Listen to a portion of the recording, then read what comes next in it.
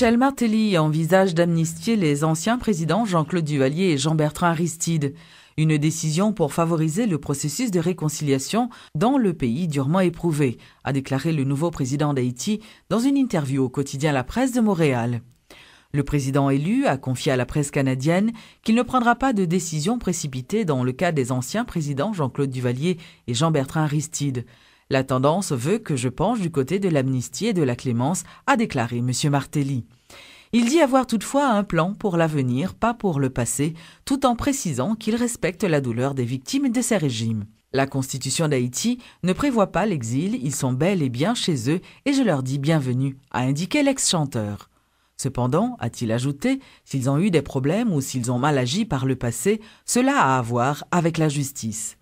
Nous prônons la réconciliation et l'inclusion, a soutenu le futur président, qui propose un travail de sensibilisation et de réconfort auprès des victimes d'Aristide et de Duvalier. Par ailleurs, le président Martelly promet de mettre fin à des décennies de corruption et de gaspillage pour redonner confiance à son peuple et à la communauté internationale. Il appelle en outre la diaspora haïtienne à revoir sa relation avec la mère patrie et reconnaît que les dirigeants de son pays ont cruellement manqué à leurs obligations dans le passé. Par ailleurs, le président élu, Michel Martelly, s'est rendu à Washington pour rencontrer les officiels américains. Il pourrait notamment s'entretenir avec la secrétaire d'État américaine Hillary Clinton et des membres du Congrès américain. Le bureau du contentieux électoral départemental a statué le week-end écoulé sur 68 cas de contestation sur les 71 qui ont été entendus au niveau du BCED. L'annonce a été faite par le directeur de communication du Conseil électoral provisoire, Pierre Thibault Junior. Selon M. Thibault, les opérations de saisie des données ont déjà démarré en vue de rendre publics les résultats définitifs ce mercredi 20 avril. On a travaillé très dur pour que nous publions les résultats au mercredi. Encore une fois, équipe qui a travaillé sur question saisie, données, traitement, information. Il a bossé très dur en façon pour que fin dactylographier tout le jugement pour le jugement la signature et pour afficher et pas oublier que l'affichage a supposé précéder la publication des résultats. Bon, CEP pas jamais raté aucune occasion pour lancer des appels au calme et à la sérénité.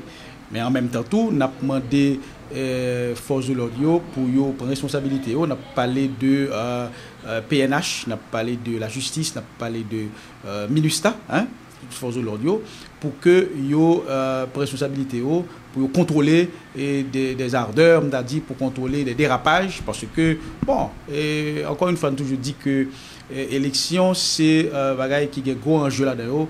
Et nous, nos pays côté, bon, il y a une tolérance qui est très forte et nous avons en pile fois négocié des mauvais perdants, ok, ils n'ont pas accepté perdu. Et moi, je pense que, encore une fois, il faut que la justice et la police fassent travailler. Absolument, absolument. Et au regard de la loi, CEPA a un droit, CEPA a une autorité pour lui prendre des sanctions contre tout candidat qui est estimé qui a un comportement anormal, un comportement déviant. Immédiatement après publication résultats, publication officielle résultats, il y a deux démarches qu'il faut nous entreprendre très rapidement. C'est un, transmettre résultats au bail exécutif là pour que le publier dans moniteur. Et deuxièmement, c'est parallèlement, c'est remettre tout élu certificat en façon pour qu'elle siège dans le Parlement. Les responsables de l'Office de la protection du citoyen et de la citoyenne ont procédé le jeudi 7 avril dernier à l'installation d'un agent spécialisé à Ansavo dans le département d'Enip. Lors de la cérémonie d'installation de ce nouvel agent, Florence Elie a indiqué que l'OPC se renforce en ayant des représentants un peu partout à travers le pays. À cette ville qui a tant souffert, que nous avons décidé d'ouvrir ici une représentation de l'Office de la protection du citoyen. Maître Ketty Saint-Val, ce poste que l'Office de la protection du citoyen vous a désigné pour occuper,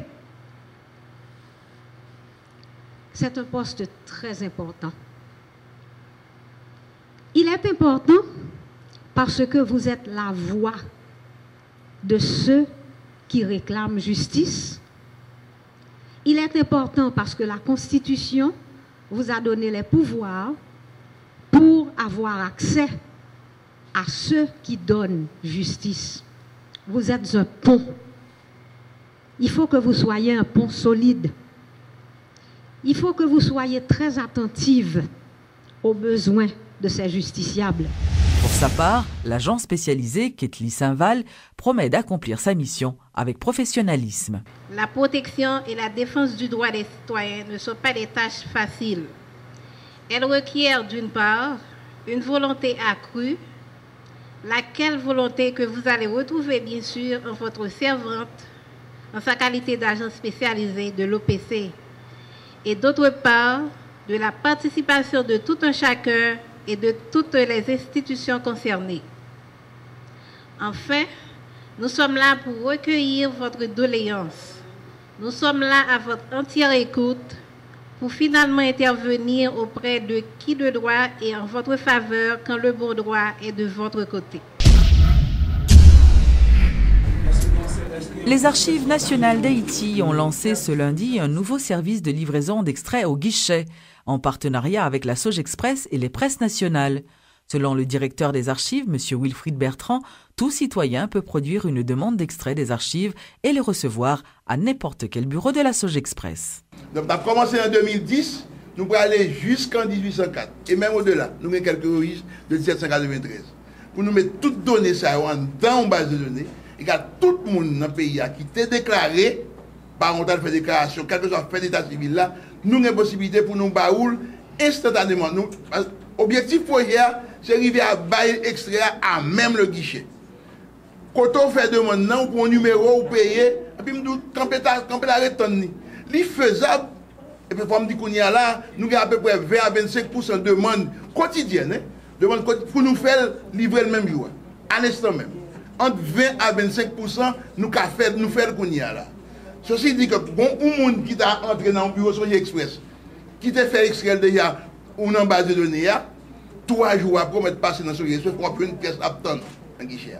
Même si nous avons un délai de 17 jours maximum, même si vous avez fait déjà, alors il faut nous habituer avec base de données, 6 GEC. Dès que vous êtes dans 6 GEC, vous mettez déposé dans Sogexpress, 3 jours après, on va venir dans Sogexpress à attendre. Mais grâce à l'apport prestationnel, là, nous baillons à un prix très démocratique et unique. Nous faisons un prix unique là pour pas de confusion. Pour le monde pas venir que il coûte tel quoi, c'est 700 gouttes, il va coûter l'autre prix, tout le monde c'est le même prix. 700 gouttes là pour tout le territoire national là. L'organisation haïtienne Progress and Development, PRODEV, en partenariat avec la compagnie Voilà, a organisé dimanche dernier au village de la Renaissance aux Orangers, dans la commune de Cité-Soleil, un concours de cerfs-volants autour du thème « Orangers à Monte-Cap ». Selon Daniel Kedar, l'un des responsables de cette organisation, cette compétition vise non seulement à encourager cette tradition culturelle, mais aussi à valoriser le talent créateur des jeunes Haïtiens. J'ai toujours dit qu'il faut faire un festival de cerfs-volants, rendre hommage à tous ces enfants qui essayent avec des moyens très petits de faire un peu ce rêve de quelque chose qui vole. D'ailleurs, c'est un rêve de tous les enfants du monde, c'est pas exclusif, mais je trouve que le cerf-volant en Haïti est une chose qu'on voit partout et il faut le célébrer. Le football, c'est une importation, le basket aussi, le boxe. Mais le cerf-volant, c'est une chose très haïtienne. Donc, j'ai conçu ce festival puisqu'on est dans une zone où il y a le vent. Notre rêve ici, c'est de créer un pattern, que chaque année, il y aura le festival de cerf-volant. On donne des grands prix aujourd'hui. Je ne sais pas si vous êtes au courant, mais le premier prix est de l'ordre de $600 US pour le premier cerf-volant. Donc on est très généreux, on a d'autres prix, la Fondation Voilà nous a aidés aussi, mais on veut vraiment montrer que donner un effort.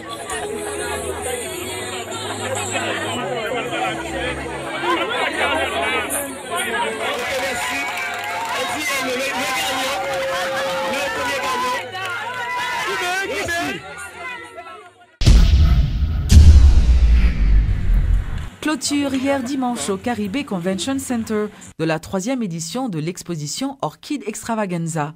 L'organisatrice de ce grand événement, Gladys Lavo, a qualifié de spéciale cette 3e édition. Elle annonce déjà des nouveautés pour la 4e édition qui se tiendra au printemps prochain. Ces 3 journées, je crois que je peux dire que moi je suis très satisfaite. Et je pense aussi que les gens avaient soif. Ils avaient envie de voir autre chose, de voir de belles choses. Je crois que eux aussi, ils ont été satisfaits. C'est une chose qui se fera régulièrement, chaque année, à la même époque. Toujours au mois d'avril. Nous avons reçu une très grande personnalité qui est le président de l'American Orchid Society. C'est une première. C'est très important pour nous.